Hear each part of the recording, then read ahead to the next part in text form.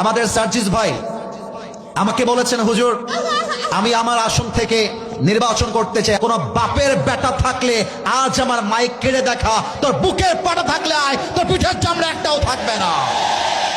আমার ডান পাশে আমার সার্জিস ভাই বসে আছে। আগামীর নির্বাচনের পরে বাংলার মাটিতে আমরা কোন নারীকে সেকেন্ড টাইমের জন্য ক্ষমতার চেয়ারে আর দেখতে চাই না।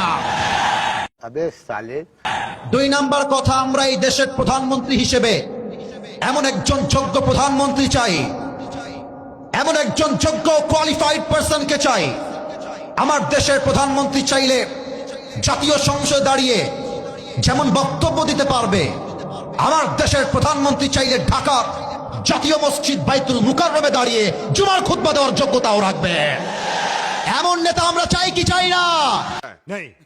কথা যখন বলে সার্জিস ভাই, মনে হয় মুখ দিয়ে বারুদ বের হচ্ছে, বারুদ বের হচ্ছে।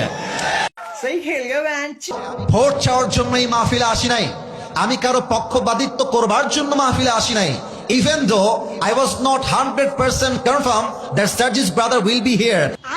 আমি জানতাম না তিনি থাকবেন, তবে তাকে দেখে আমার কলিজাটা ঠান্ডা হয়ে গিয়েছে।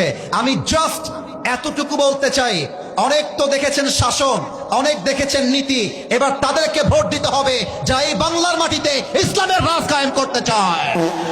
আরে কোন ভোঁক রা হ্যায় বদতমিজ? আজকে আমি আমার ভাইয়ের নাম ঘোষণা করব, কারণ সম্মানিত ব্যক্তিকে সম্মান দিলেই সম্মানটা পাওয়া যায়, ঠিক কিনা বলেন? चूतिए हो तुम दोनों।